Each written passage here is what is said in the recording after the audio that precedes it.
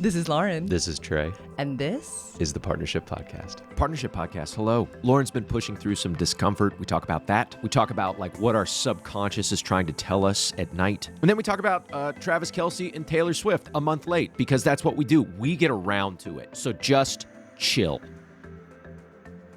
We're editing all this out. Do you want to just start all the way over? Sure. I'm pissy. I'm not even pissy, but I'm just like, I'm projecting pissiness. Yeah, sure. Good morning, honey. Good morning, Good morning. baby. We just talked for about 15 minutes, and then we decided just now to start over because I'm saying inflammatory things You were. that you're never going to hear. Never. Good morning, babe. Good morning. Okay, so Lauren slept like shit 2 nights ago, and we just woke up. Tell me about that. And then tell me about last night. Yeah. I think it has to do with the new moon. I think that I am breaking up into a new version of me. I've felt it for kind of weeks. The business is growing. There's just a lot of beautiful things happening right now. Shout out Sex Ed for You. But usually anxiety presents in me like problem solving. Like I really get excited for like things to solve. It's like definitely my Enneagram 3 generator energy. But 2 nights ago on the new moon, I slept like shit. And so all day yesterday, which is sad because yesterday's like my Sunday, my day off. I mean, yeah, I was just exhausted. It was just so much so that like we have an app that tracks our sleep, and it said like, hey, maybe be gentle with yourself today. You slept like shit. It didn't say that, but basically. Anyway, but last night I slept wonderfully. Push into, like, you said something about like you're breaking through something. Push into that, babe. Mm-hmm. I think that our subconscious is really cool. And I think that our bodies, whether or not we want them to, will continue to work things out in our sleep. And so I had a lot of like problems, stress dreams, unresolved types of things. And it's, you know what, it's so akin to what we've talked on here before of the body wanting to close the loop. And so my body was trying to close the loop on so many things. It's just very inconvenient sometimes from 2 to 4 in the morning. But it's a very typical time for our bodies to try to do that. It's really cool. A little piece of nerdy knowledge here. Anybody who has fed a baby out of their body knows that milk production is higher from 2 to 4 in the morning too. It's like this reset time for your day. And it's just crazy. 2 to 4 is like this really magical space where the body is like, okay, let's do this. Like, let's fix things. So over time, I've learned that sometimes that's just going to happen and it's fine. But I was a very sleepy lady yesterday, like very sleepy. And I'm dealing with this like nausea too. Total transparency, audience. Are you pregnant? No. The amount of people who've asked me this, no. It would be. Well, I mean, checking in. Like, I feel like I'm not all people. I feel like I'm a little bit more VIP. I'm behind the velvet rope, in front of the velvet rope. Mm-hmm. So you're not pregnant? No, because it started when I was menstruating. This nausea. Okay. Yeah. I'm looking forward to your period. Okay. Just to double check. Okay. The irony of ironies. The irony, audience. I get my penis and my balls cut off, and then you get pregnant. I say the audience. And then gets it's like to a name miracle the baby. baby. What? The audience gets to name the baby if we have a miracle baby. Like we're going to do a Spotify poll or something. No, I do not think that. I think I am. I think that I am like stepping into something. I've told you it kind of feels like nausea that is accompanied with a pit in your stomach or nervousness, or it's like precursor nausea. It's like, there's this song in West Side Story.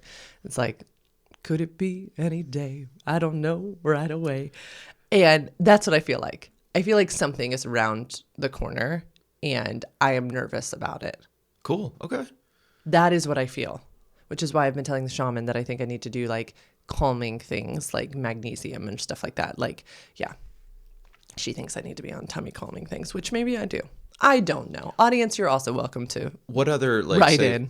If your people are suffering from like underlying anxiety, what are your solutions for that?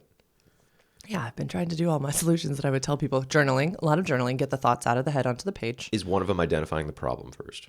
Yeah, exactly. Okay. Sorry, journaling. Yeah. Movement, deep belly breathing. So that's what I spent a lot of 2 nights ago doing. I know you've said that I should wake you up to have you poke me, I think are the nice words that you use. Correct. But instead of getting poked, I was trying to do some deep belly breathing. Mm-hmm. Yeah, really letting that fall into your diaphragm, letting it breathe all the way through you.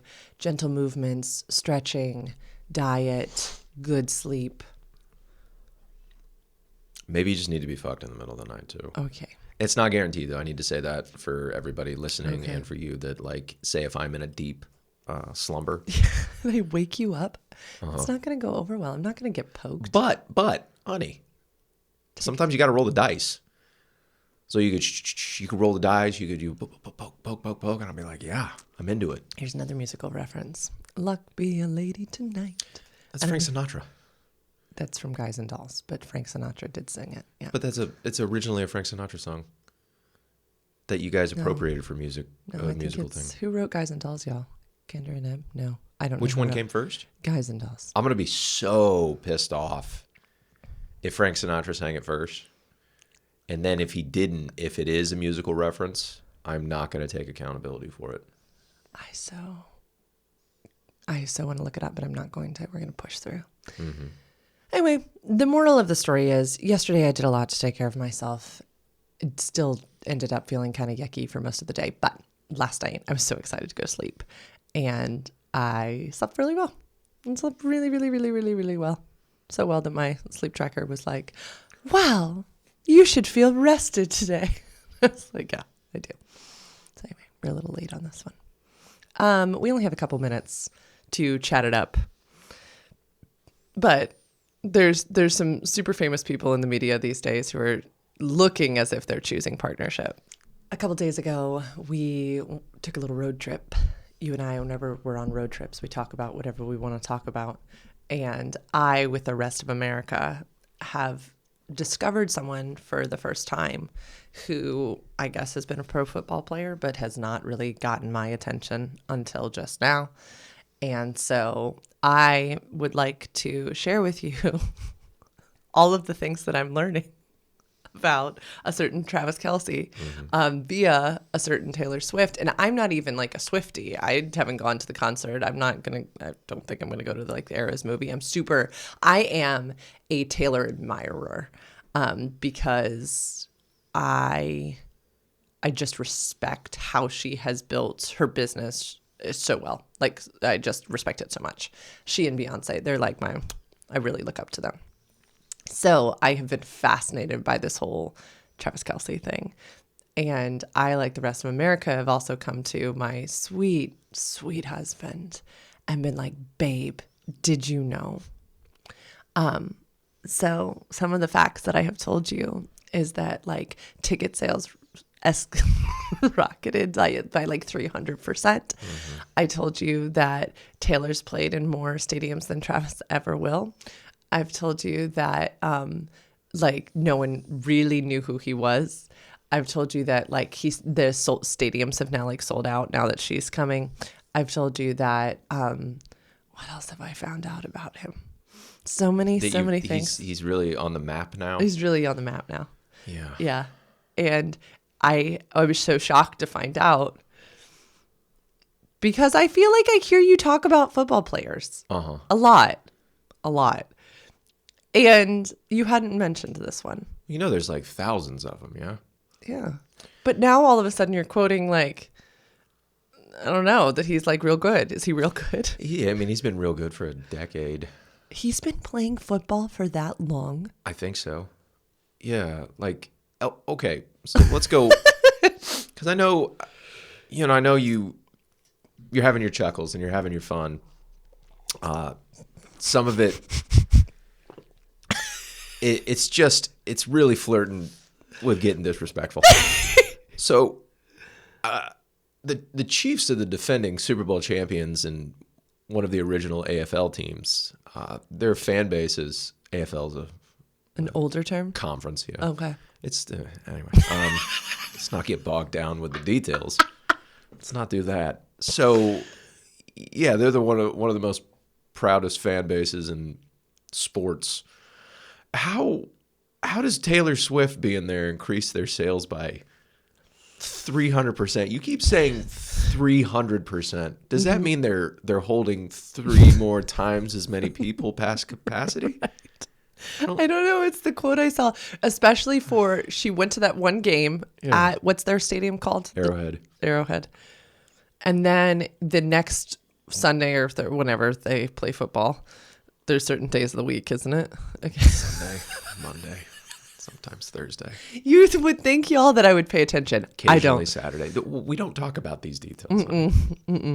Anyway, I guess they played at MetLife the next week. Yeah, New York. Yes. New Jersey, technically. And that is the game that ticket sales, which maybe that makes more sense. That I believe. Yeah, because those, yes. Okay, all right. So it's not an indictment on the Chiefs kingdom. No, it's more of an indictment on the good people, the Jets fan base. And they're going through it right now. Are they? Yeah, they lost the Aaron Rodgers.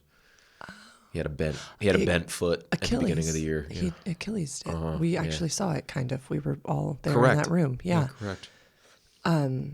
Yeah. So anyway, I know, y'all, he's not kidding. He has been every meme that you've all seen on the internet because I've thrown out random things to him, and I so wish I was videotaping your face every time I've told you something. We're like you Travis have not Kelce. Been playing. Travis Kelce is a projected first ballot Hall of Famer. So like within football circles, he's one of the all-time greats. And I'm really glad that he's dating someone. I don't know how it works because it's like, can they go out to dinner? They can't go anywhere. I don't know how that shit works because she's internationally famous and he's they're both famous people. I don't know how. I like going into Walmart. And like the Chipotle. If I were that famous, you can't do that shit. And then you need security everywhere. I mean, fuck it. I hope they're happy. I hope they fall in love and have a bunch of babies or whatever, if that's what they want. But like, fuck, that must be hard. Oh, that's kind of what I wanted to talk about. Get treated differently by people. Yeah. Yeah. I just wanted to talk about the partnership dynamic because I mean, this is a perfect example. Right. I don't want to say I understand Taylor, but Taylor's a very driven, powerful woman. And I just find it so cool that she has found someone who has to be as focused with what he loves as she does with what she loves. And so I'm kind of over here giddy from the partnership angle because I think it's a really good pairing. I think it's really good that he's very busy and doesn't have, can't be a Taylor groupie and follow her around, right? I think it's precious that he went to her concert with his little friendship bracelet and she wouldn't talk to him. I think that was a really cute story. It got him laid. Do you think that, you think they're having the sex? Projected laid. I don't want to besmirch either one of them. Yeah, they might take it slow. Maybe they're just cuddling. They might not be like me coming out to California on the first night. Yeah. Anyway, I think it's interesting, and kind of what I wanted to pick your head on is, do you like, I don't know, how separate, obviously, our lives are. I don't even know when football happens. It's so important to me. It is so important to me that I not feel like I am ignoring all the people who are important to me when I'm chasing my dreams. So I guess that's why I'm like, this is so cool. He's got a dream too. She can't, she's about to go to Europe and do her whole tour over there. I don't know. You could even say that he's got a job that he's already actualized his dream. He's a multiple Super Bowl champion. I think he's on his second or third contract. He was drafted. All these things happened years ago. And I think he's 32, 33, which is, you're old in the NFL. Oh, interesting. You're old. Okay. Because they want you 21, 22, 23. So yeah, this is definitely second half set for him. Oh. So he's thinking about how long do I want to do this, because also the NFL's 7 days a week. You maybe get a day off, but you're going in for rehab or you're stretching. I mean, it's It's a 7-day a week job, the NFL. Okay, well then that got me thinking about my other favorite partnership thing I like to talk about go High ahead. level football is pretty much a 7-day a week. Yeah, right? Any level. High school, college, pros. Yeah. High level elite football. Yeah. Yeah. Used to be your life. And I'm occasionally like, Trey, go do it again. And you're like, Lauren, you wouldn't see me again. Correct. I don't know. To me, it feels good because she's also, I'm sure, I mean, right now she's kind of on a little break, but it's about to be same thing. I mean, it's the same thing for her when she's touring around the world. Oh. And when she's writing music, that human being writes so much music and puts out so many albums that as a like protector of her, I'm glad that she's got someone who's got a 7-day a week job. But then what you just said was really interesting because I work with people all the time on developmental growth of human beings. And some people want to find their partner as they're building their kingdom, for lack of a better word, or before they start building their kingdom. Some people want to build this secure future, then find their partner. And it's really cool to see the differences between people. My clients and I will talk about this all the time. I'll see lots of people get like their hearts broken because they thought they were going to be with somebody forever. But then a person is like, no, like this needs to stop. I need to go off and like sow my wild oats type of thing. Yeah, I have some clients who met in high school, right? And they've been with their person for forever and wouldn't change a thing. And then I have some people who are now in their 30s who've built their work, their careers, all this type of stuff. And now they want a partner. And so that's kind of cool too, because I'm like, oh yeah, maybe they are in second half stuff, both of these two. And they're looking at these worlds that they've built and they're like, I want to have someone to share this with. Where are you at right now? Yeah, I think I was raised to believe that you found a partner before you like built your kingdom, or your queendom or your empire. And that's what I did with the ex. And I still to this day, obviously, should not have married him, hence being gay. But also, he was just in turmoil all the time about financial insecurity. And that was miserable. No one should need to be married to a partner who is literally miserable all the time. And it was even when you guys were financially secure. All the It time. was always the thought of this will all go away. But I think that developmentally, he wasn't ready for that yet. Because you've seen, I mean, he talks about it when we hang out now. Like how, like he's a different person. Yeah. And I think some of it's just developmental. And I'm okay with that. Like, that's beautiful. Why should we force people of when to settle down? Also, it's not a good term. You mentioned your nausea yesterday where it's like it may be psychosomatic or it may be mental where do you like a thought of like this is all going to go away? Does that permeate your thoughts? No. Okay. Does like I'm a fraud, this business is going to dry up? It used to. This concept of where will the people keep coming from? That concept of how will this spread? And you can read all the books in the world about that referrals are the best source of marketing in the world, but until it starts happening, you can't even believe it. I mean, I've sent 3 to 5 emails in this last week thanking people for referrals. Because it's not, in my business, it's not just like hand them a business card. It's, I trust, this can make me cry. Yeah, I trust Lauren with my story and I would trust her with yours as well. And yeah, my subject matter is so sensitive that God, do I love my clients. And so it's such an honor to be referred to a friend or a family member. And never, obviously, is there any pressure. But if I am holding space for someone's sexual harm, sexual flourishing, sexual growth, and it's been done to a level enough that they want to refer is beautiful. So I am less worried about that. More with me, like balls dropping. I really want to do like a really quality job for everybody. And so more it'll be like, oh, so-and-so did they get their homework email? Got it. Yeah, it's more like the things that I'm not good at, the things that are more, my like weaknesses that I really have to dot those I's, cross those T's. Those are the things that will give me anxiety at night. Like human error type of thing. Because Yeah, I want my clients to have an amazing experience. Yeah, but I think it was really cool to meet you when my nonprofit had been acquired, and I was kind of in my Power woman. in my queendom. You were in your power woman stage. What about you? I mean, because you weren't ever going to get married. No, I was never going to get married, and then I was never going to date a woman with a kid again. Uh-huh. Oops. Whoops. Whoopsie. Yeah. Where was I in my stage? I work in sales, so it was the point where my business had compounded, and referral is always it's always my biggest thing. You can do all the marketing in the world, but like if people trust you, that's the biggest thing. So I was kingdom. I don't fucking know. I fell in love. Like I fell deeply in love with you, and then I just had to see what my life was like living. I don't think that's true. I think that if you hadn't been where you were in your work world, you wouldn't have taken me to that hotel. Okay. You would not have followed me across the country. Okay. Like, I think it actually has a lot to do with how you viewed yourself as you approached me. Right? Okay. Like, as you were like, this is what I have to offer.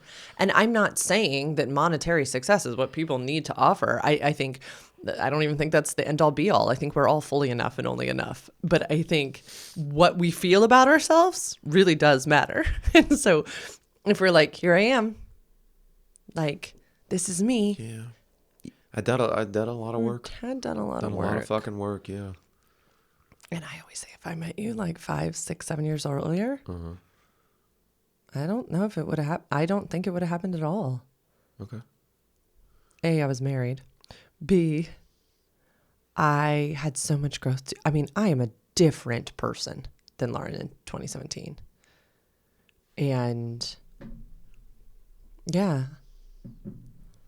I mean, I don't mean to cut you off and disagree, but do you think that where you were career had anything to do with? Sure. Yeah. If I was in football, that wouldn't have happened because I'm dating football. That's the thing. Like in athletics, like the good ones, they're really married to that profession. The good ones. Is that what you're worried about with Travis? That he's going to lose? Why? Okay, baby, it's hard to pick up. Okay, sorry. Please just talk normally. Thank you. Is that what you're worried about with Travis? What? That he's going to like take his eye off the ball? I have zero worries about Travis Kelce. His performance, whatever he wants to do. If he wants to quit tomorrow, I will applaud. Travis Kelce can live his life, and he knows how to play the game. Is it a little? Do I do this when he's on Saturday Night Live and then he has a game the next day in Kansas City? Do I go like, but I mean, fuck it, that's his life. I ain't paying his contract and I ain't coaching him. And he's also a first ballot Hall of Famer. And then I think he had 127 yards, the day after he did that. That's none of my business because I'm not in that organization. It's none of my fucking business. Yeah. But back to your original point before I intercepted. This is why we're married. Fucking love this shit. I do think that if a human being, right, is all of these different parts of themselves, where they are in their career path or their community investment and all of these things, they do matter. And they do color how we approach future partnership too. And it's interesting to me. It's interesting for Travis and Taylor. It's interesting for us. It's interesting for clients of mine who are bemoaning, my favorite word, the loss of, somebody they were dating that they thought this was going to, move to a marriage or something like that. And I don't think we can, as human beings, force somebody else to be in a different stage. Yeah. I think we're all growing independently. And I love it. I'm fascinated by it. And I love helping someone else maintain their agency inside of partnership. Individuation. I love that I have no fucking idea when all the football games are. I love that that's your thing. Yeah, that doesn't have to be your thing. No. That would be nonsense if I was like, you need to make this important to you. It's just nonsense. It's so fun to have you have your things and have me have my things. I'm singing my Broadway tunes around. Now, if I were going to get criticized for having my thing, or get like negged, then that'd be an issue. Yeah. That would be an issue. Which I'm hoping Travis and Taylor don't do. Like, I'm hoping that this dynamic, maybe it's just me being a nerd, but that we all can see. Beyonce's a good example of this too. Two humans in their own sphere in a healthy partnership, not needing to merge. Interdependence versus codependence. I just love it. Great. Yeah. Thanks for talking this through with me. We could chop it up about football anytime you want to. Anytime I want to. I just am 11 personnel, poking the bear. 12 personnel. You know, the evolution of the RPO, whatever you want, babe. It's sexy though, because I have it's sexy. It's literally like you're speaking a different language. Mm-hmm. We could talk about how like 99% of like football coaches are replaceable. They never like hearing that shit. Most of them are just stupid men too. Stupid men. Let's edit that out. We're going to wrap this up. Yeah. Any closing thoughts? Nope. Thanks for being my interdependent partner. Yeah, thanks for being mine. Yeah. Thanks for supporting me on these like crappy nights of sleep too. I know that as chief wellness officer, it must not sit well with you. So I really appreciate it. And yeah, I love you. Love you too. Love you lots. Hey y'all. Thanks for listening to this episode of the Partnership Podcast. I know this was kind of like a bounce around one, but I really am fascinated by partnerships that can retain individuality. And we, in my Hemlock Book Club, shout out, just read Mating in Captivity by Esther Perel. And this quote from the very beginning kind of blew us all away. And she said, the cost of love should not equal personal obliteration. I'm really interested in partnerships that help individuals maintain a sense of themselves and do not equal personal obliteration. So if you're out there feeling personally obliterated, it's horrible sounding, reach out to me. You can go to sexedforyou.com/free consult. And we can chat for 15 minutes about where you are in your life and your partnership and your sexuality. And I can tell you how I work with clients. And if that sounds interesting to you, we can move forward from there. Please remember, with Partnership Podcast, these are our opinions, obviously, I think. Go form your own. We support your research. We support you disagreeing with us. It's part of the beautiful experience of humanity. And yeah, this is not a how-to podcast. This is a how we podcast. Are they being nice in the comments? Yeah. Okay, good. Yeah. I don't read the comments. No, everybody's being nice. Is there a block button if anybody like gets out of pocket? Yeah. Great. Yeah. There's some scary folks on the YouTube. Yeah, sometimes. fucking check yourself if you're making fucking negative comments with a computer. Mm-hmm. It's mostly when I do little shorts, and so it's just me. They're always complimentary of you. They can be negative to me. Just block. They don't. It's all consider of me. blocking the compliments like, too. We could be why pioneers. Why when it isn't comes this to that. woman more grateful for what she has? That's what the men say. Is it broken English though? No, it's a lot of. We'll talk about this off camera. Y'all have a wonderful day. I'm sorry I brought it up. Bye.